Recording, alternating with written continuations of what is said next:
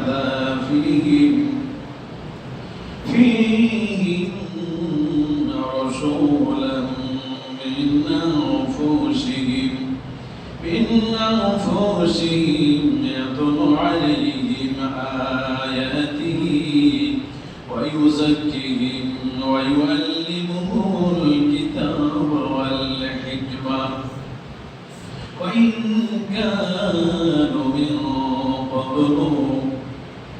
من قبل لفي ضلال مبين أولما أصابتكم مصيبة قد أصابتم مثليها قلتم أن هذا قل هو من عندي أنفسكم إن الله على كل شيء قدير. بارك الله لكم في القرآن العظيم ونفع وإياكم بالآيات والذكر الحكيم فإنه تعالى جواد كريم مالك رؤوف رحيم.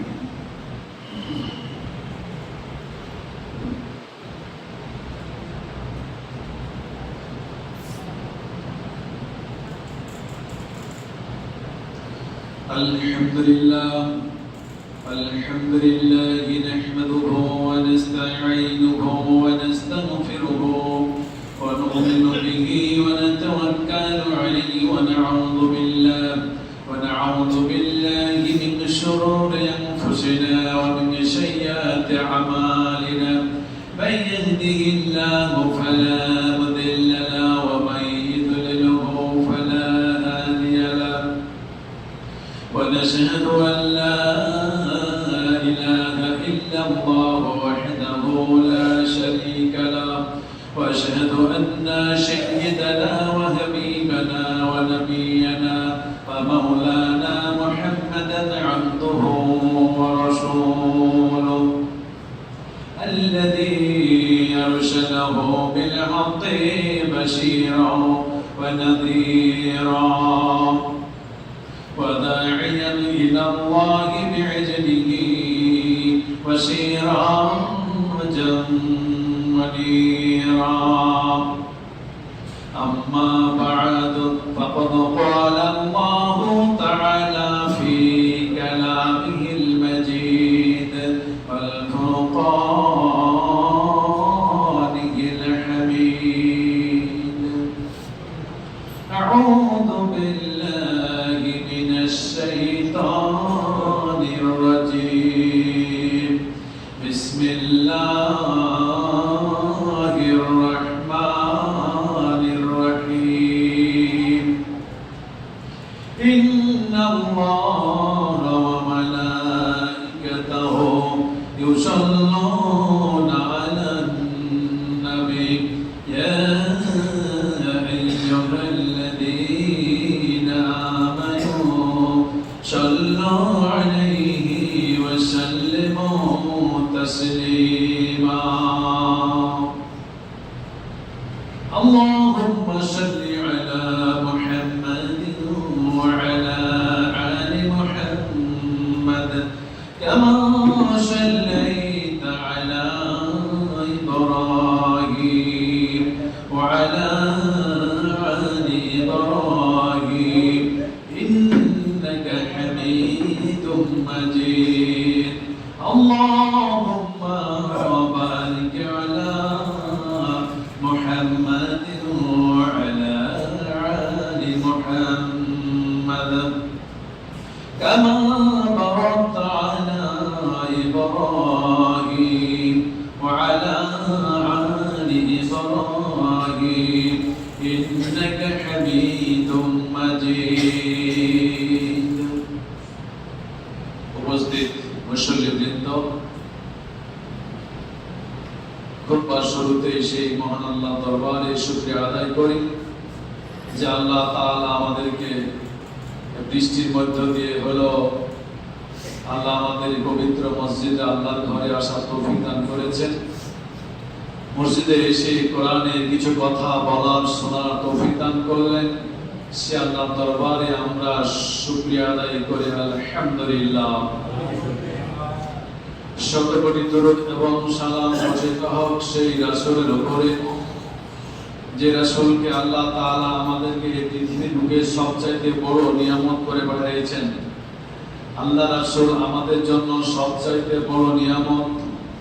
আল্লাহ রাসূল তিলে তিলে মানুষদেরকে আল্লাহর পক্ষ থেকে পাওয়া কোরআন আয়াতগুলি তেলাওয়াত করে করে সভ্য মানুষকে সভ্য করে তুললেন, এবং যে সমস্ত মানুষগুলি অমানবিক আচরণ করছিল সেই সমস্ত মানুষকে আল্লাহ রাসূলের আদর্শ দিয়েই তিনাদেরকে পরিষ্কার করে, ঝাড় জঙ্গল যা আছে সবকে পরিষ্কার করে তিনি একজন সুষ্ঠু জান্নাতি মানুষ বানালেন। আমরা সেই রাসূলের উম্মাহ, আমরা সবাই বলি আল্লাহুম্মা আমিন, আল্লাহুম্মা সাল্লি আলাইহি, আল্লাহুম্মা বারিক আলাইহি। আপনাদের সামনে আমি আলোচনা করছি, যেহেতু মাসটা রবিউল আউয়ালের মাস, আল্লাহ রাসূল আগমনের মাস, এই জন্য রাসূল সম্পর্কে কিছু বলতে হয়। আর আমরা সেই রাসূলের উম্মাহ, আমাদেরকে এই পৃথিবীতে আমল করতে হলে রাসূলের জীবনী সম্পর্কে জেনে থাকা দরকার, তাহলে পৃথিবীতে আমাদের চলা সহজ হবে। এই জন্যই আমি এই মাসে আপনাদের সামনে আল্লাহ রাসূলের জীবনীটা তুলে ধরেছি। ওনার জন্ম কিভাবে হলো, ধীরে ধীরে কিভাবে তিনি বড় হলেন এবং কিভাবে মানুষের কাছে তিনি দাওয়াত পৌঁছালেন, সে বিষয়ে আমি আলোচনা করে আসছি। আজকেও তারপর থেকে আলোচনা করবো ইনশাআল্লাহ। আল্লাহ রাসূল নবুয়ত পাওয়ার পরে মক্কায় 13 বছর, বাকি মদিনায় ধরেন 10 বছর, এই মোট 23 বছর নবুয়তি জিন্দেগি আল্লাহ রাসূলের।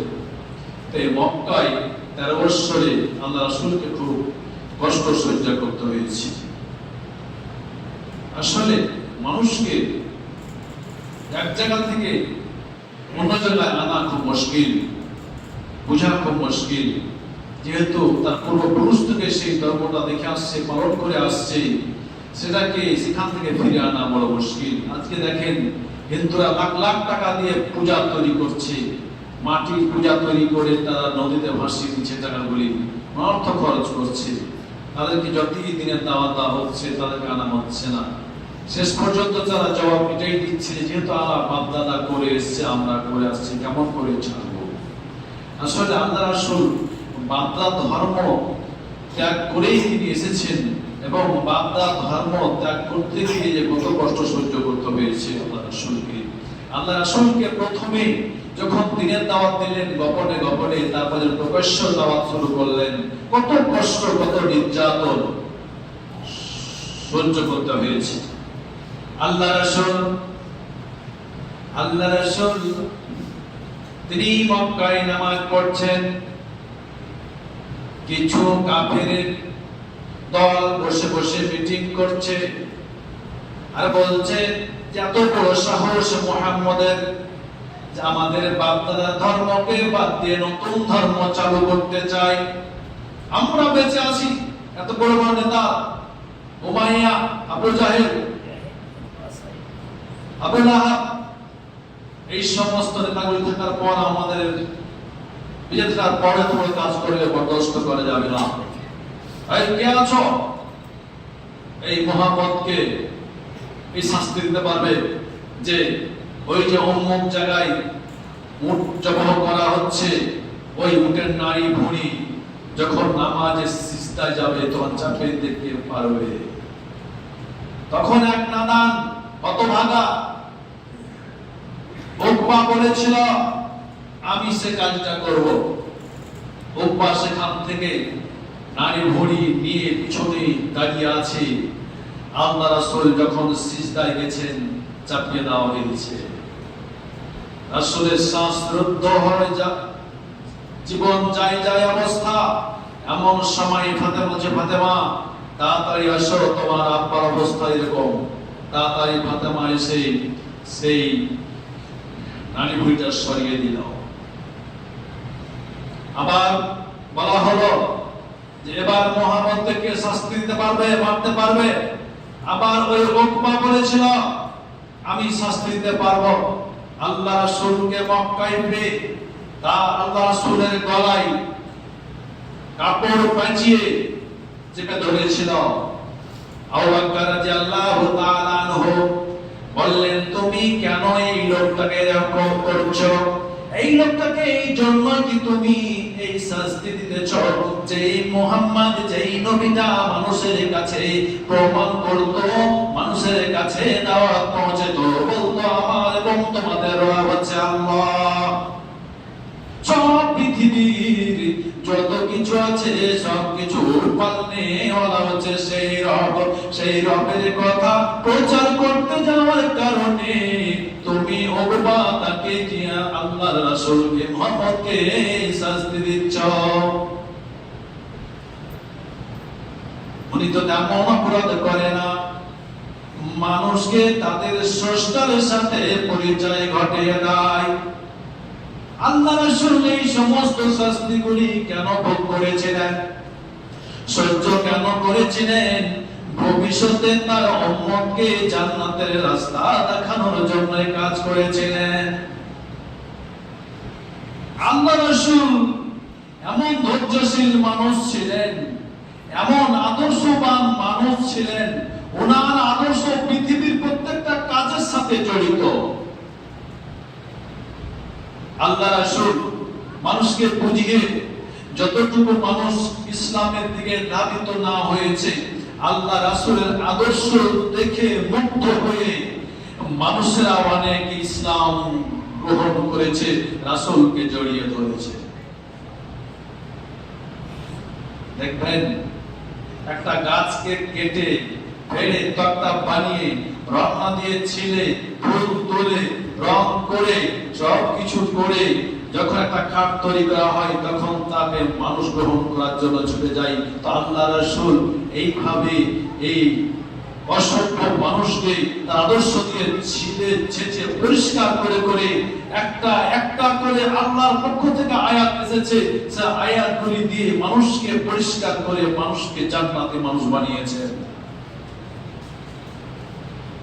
আমরে বিনাশ আল্লাহ রাসূলকে মারার জন্য মক্কার গলিতে গলিতে অস্ত্র নিয়ে ঘুরে বেড়ায়, রাসূলকে ফেলে কেটে দিবে এরকম অবস্থা, রাসূলকে মারার জন্য খুঁজে বেড়ায়। একবার আল্লাহ রাসূলের সাথে মক্কার গলিতে সাক্ষাৎ হয়ে গেল। এমন সময় আল্লাহ রাসূল আগেই বলে ফেললেন, আমরে বিনাশে তোমার মতো লোকটা কি ঈমান আনবে না? আমরে বিনাশে মনটা দুর্বল হয়ে গেল। আমি যে এই লোকটাকে মারার জন্য, আমি যে এই লোকটাকে কাটার জন্য দিন রাত খুঁজে বেড়াচ্ছি, ফেলেই তাকে আমি কেটে দিব, ফেলে আমি তাকে জবাই করে দেব। আর ওই লোকটাকে আমার এমন মনোমানসিকতা আমার উপরে রয়েছে, সে কি চাই যে আমার মতো আমরে বিনাশ জান্নাতি হয়ে যাক। যে আমি রাসূলের দুশমন, আমি ওনাকে কাটার জন্য, আমি মারার জন্য দিন সব সময় খুঁজে বেড়াচ্ছি অস্ত্র নিয়ে। আর আজকে সেই লোকটা, সেই মুহাম্মদ বলছে আমরে বিনাশ তোমার মতো লোকটা কি ঈমান আনবে না? আমরে বিনাশ রাসূলের চরিত্র দেখে মুগ্ধ হয়ে গেল যে যে মুহাম্মদকে কাটার জন্য আমি দিন রাত ঘুরছি, সে আমরে বিনাশ, সেই মুহাম্মদ কি আমার মতো লোকটা, হতভাগা লোকটা জান্নাত কামনা করে? আমরে বিনাশ হাত বাড়িয়ে দিল, ইসলাম গ্রহণ করবে। আল্লাহ রাসূল হাত বাড়িয়ে দিলেন, এরপর আবার হাতটা টেনে নিলেন আমরে বিনাশ। আল্লাহ রাসূল যখন হাত বাড়ালেন, আগে আমরে বিনাশ ইসলাম গ্রহণ করার জন্য হাত বাড়াইছিলেন, আবার আল্লাহ রাসূল যখন হাত বাড়ালেন তাদেরকে মুসাফা করবেন, ইসলামের দাওয়াত, ইসলাম কবুল করাবেন, কালেমা পড়ার জন্য। আমরে বিনাশ চট করে হাতটা টেনে নিল। আল্লাহ রাসূল বললেন, আমরে বিনাশ রে, তুমি তো প্রথমেই হাত বাড়ালে, তারপরে আমি হাত বাড়ালাম, তবে আমি যখন হাত বাড়ালাম তখন তুমি কেন হাতটা টেনে নিলে? আমরে বিনাশ বলছে, ইয়া রাসূলুল্লাহ, আমি যতদিন আপনাকে মারার জন্য প্ল্যান করেছি, আমি আপনাকে কাটার জন্য যতদিন প্ল্যান করেছি, আমি মুসাফা করে বায়াত করে ইসলাম গ্রহণ করে কি আমার সেই বড় বড় পাহাড় পাহাড় গুনাহগুলিকে আল্লাহ মাফ করবে। এই চিন্তা করে আমি হাতটা টেনে নিলাম। আল্লাহ রাসূল বললেন, আমরা কি আসলে তোমার কি জানা নাই? তোমার তো জানা নাই তিনটা খবর আমি তোমাকে বলে দিই। তিনটা কাজ যেই মুসলমান যে ব্যক্তি তিনটা কাজ করতে পারবে, যে মানুষ তিনটা কাজ করতে পারবে, সেই যত পাহাড় পাহাড় যতই কোন পৃথিবী ভর্তি গুনাহ করে থাকুক না কেন, তার সমস্ত গুনাহগুলি আল্লাহ ধুয়ে মুছে তাকে পরিষ্কার করে দিবে। আল্লাহ রাসূল বললেন, তার মধ্যে এক নম্বর হচ্ছে যে ব্যক্তি কাফের যতই মানুষকে মারার জন্য প্ল্যান করুক না কেন, যতই রাসূলকে কাটার জন্য প্ল্যান করুক না কেন, যখন কালেমা পড়ে যখন মুসলমান হয়ে যাবে, আমরা বিনাশে চিন্তার কোনো কারণ নাই, নার্ভাস হওয়ার কোনো কারণ নাই, তার সমস্ত গুনাহগুলি আল্লাহ মিটিয়ে দিবে। অত টেনশন করছো কেন? কালেমা পড়লেই তোমার সমস্ত গুনাহ আল্লাহ মাফ করে দেবে। দ্বিতীয় নম্বর হচ্ছে, যদি কোনো ব্যক্তি গুনাহগার হয়, জাহান্নামী হয়ে যাওয়ার সমপরিমাণ যদি তার গুনাহ থাকে, আর যদি বাইতুল্লাহ মক্কা শরীফে হজ করতে যায়, আর ওই হজটা যদি আল্লাহ কবুল করে দেয়, তাহলে তার জীবনের গুনাহগুলি মাফ করে দিয়া তাকে আল্লাহ মাসুম বাচ্চা বানিয়ে দেয়। অথবা আমাদের বিনাশে টেনশনের কোনো কারণ নাই, হাতটা টেনে নেওয়ার কোনো কারণ নাই, লজ্জায়। তিন নম্বর যেটা কারণ হচ্ছে গুনাহ মাফের জন্য, যদি দুনিয়া এই পৃথিবীতে যদি যে জায়গাতে সে বসবাস করছে, সে এলাকার মানুষ, সেই ব্যক্তি ইসলাম পালন করতে গিয়ে যদি তার প্রতি অত্যাচার জুলুম নির্যাতন শুরু করে দেয়, আর ইসলামকে রক্ষা করার জন্য, ঈমানকে ধরে রাখার জন্য যদি সে বাড়ি থেকে সমস্ত সম্পদকে বিক্রি করে দিয়ে সেখান থেকে ত্যাগ করে অন্য জায়গায় চলে যায় ঈমানকে বাঁচানোর জন্য, তাহলে যে জায়গায় বসবাস করেছিল সমস্ত সম্পদগুলি বিক্রি করে দিয়ে যখন সে ডান পাটা উঠালো, সঙ্গে সঙ্গে আল্লাহ তার জীবনের যতগুলি গুনাহ আছে সবগুলি আল্লাহ মাফ করে দেন। অতএব আমরা বিন আসলে তোমার চিন্তা কোনো কারণ নাই, তুমি যত পাপ করেছো কালেমা পড়ার সঙ্গে সঙ্গে তোমার গুনাহ আল্লাহ রাখবে না। আমরা বিনাশ মুসলমান হয়ে গেল, আর আমরা করি কি?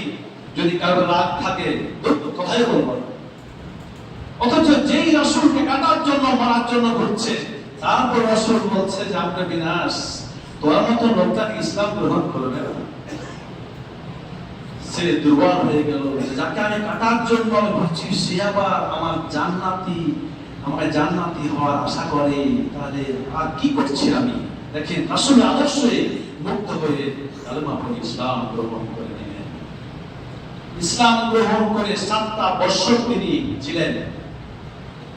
যখন ইসলাম গ্রহণ করলেন, বুঝলেন ঠিক আছে আমার পাপ নাই, তখন থেকে শুরু করে দিলেন ইসলামী কাজ, পূর্ণ কাজ শুরু করে দিলেন।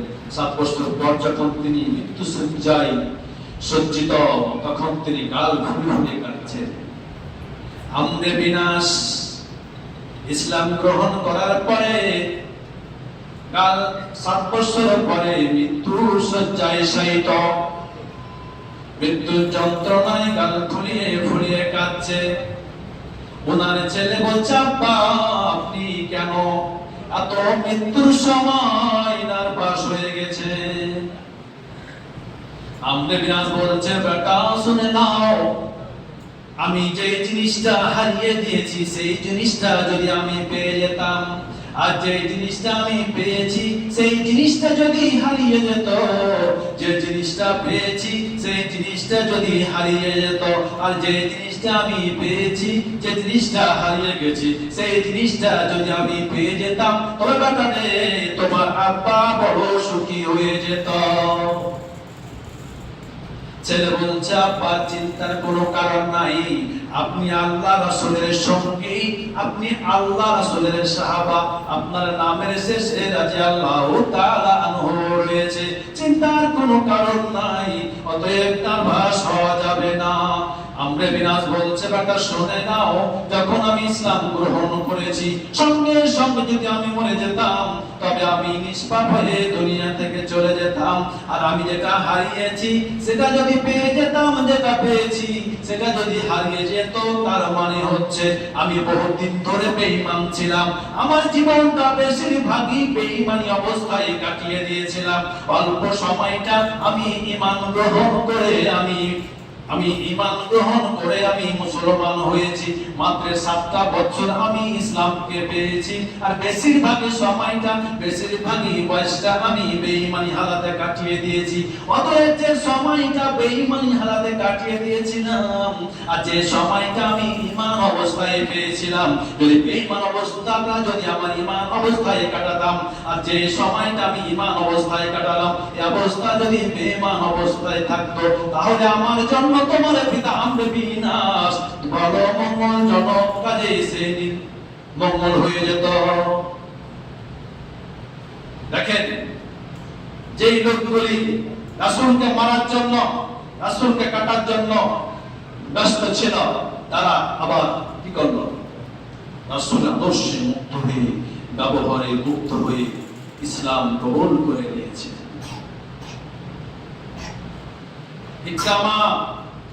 ইকরামা বিন আবু জাহেলের সন্তান, রাসূলকে মক্কা থেকে তাড়িয়ে দেওয়ার ব্যাপারে যতগুলি কৌশল, যতগুলি ভূমিকা, যতজন রেখেছিল, তার মধ্যে প্রথম নম্বরে সবচেয়ে বড় ভূমিকা রেখেছিল ইকরামা বিন আবু জাহেল।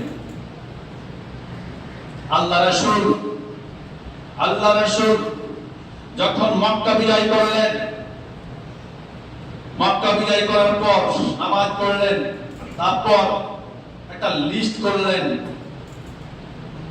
সিরিয়াস অপরাধীর 11 জনের লিস্টটা টেনে দেওয়া হলো কাবার দেওয়ালে। বলা হলো এই 11 জনকে যে হত্যা করতে পারবে এদের কোনো প্রতিশোধ নেওয়া হবে না, কিসাস নেওয়া হবে না, ঘোষণা করে দেওয়া হলো। এবার ইকরামা বিন আবু জাহেল ভাবছে যে আমার তো কোনো উপায় নেই, আমাকে মরতেই হবে। তখন সে মক্কা ছেড়ে মিশরের দিকে পালিয়ে গেল।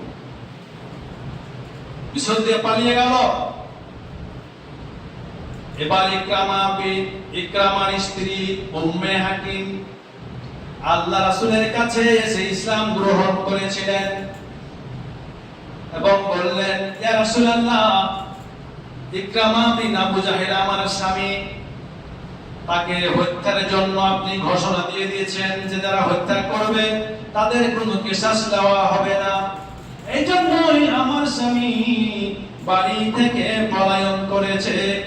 যদি আপনি আমার স্বামীকে 3-4 মাস সময় দেন তবে আমি একটু খুঁজে বের করে নিয়ে আসতে পারি। ঠিক আছে, যাও। সময় দেওয়া হলো। উম্মে হাকিম বাড়ি থেকে বের হয়ে গেল। চলতে চলতে অনেক দিন যাওয়ার পর সিরিয়ার একটা বাজারে পৌঁছলেন। সেখানে গিয়ে বলছিলেন, ও ইকরামা, ইকরামা বলে চিৎকার করছে। মানুষরা চলে আসলো। কি ব্যাপার জি, একটা মহিলা মানুষ দেখে মনে হচ্ছে অপরিচিত, আবার চিৎকার করছে, কি ব্যাপার? সব ছুটে এসলো। বলছে, তোমার কি ব্যাপার বলো তো? তুমি এখন জোরে মহিলা মানুষ, এত গলা সাউন্ড কেন? বলছে, ভাই এরকম আমার স্বামী বেশ দিন থেকে পলায়ন করেছে, যেন খুঁজছি। আপনাদের এলাকায় যদি থাকে অপরিচিত মানুষ তাহলে বলতে পারে। বলছে, আমরা চিনি না, কিন্তু এখান দিয়ে চলে যাও, অমুকের দোকানে একটা আলাদা লোক কাজ করে, প্রায় দেখি। ওখানে যে দেখছে ওই ইকরামা বিন আবু জাহেল। বলছে, বাড়ি চল। বলছে, আমি বাড়ি যাব না, আমার নামে এই দেওয়ালে নামকে সিরিয়াল টেনে দেওয়া হয়েছে হত্যা করার জন্য। রাসূল ঘোষণা করে দিয়েছেন, আমাকে যেখানে পাবে সেখানে হত্যা করবে। আমি বাড়ি যাব না, তুমি আমার সন্তানগুলিকে নিয়ে এখানে চলে আসো, আমরা এখানেই বসবাস করব। উম্মে হাকিম ইকরামার স্ত্রী বলছে, না, চলো বাড়ি চলো। আল্লাহ রাসূলের কাছে সময় নিয়ে এসেছি। আল্লাহ রাসূল 1, 2, 3, 4 মাস সময় দিয়েছেন। আল্লাহ রাসূল এমন একটা মানুষ যিনি যাকে ওয়াদা করেন কোনদিন ওয়াদা ভঙ্গ করে না। তিনি আমার সাথে ওয়াদা করেছেন 3-4 মাস সময় তোমাকে দেওয়া হয়েছে, তুমি বাড়ি চলো। এবার ইকরামাকে সঙ্গে করে তার স্ত্রী উম্মে হাকিম সঙ্গে করে নিয়ে আসছেন। আস্তে আস্তে রাস্তায় ক্লান্ত হয়ে গেছেন, একটা গাছের তলায় দুইজন মিলে আশ্রয় নিচ্ছেন।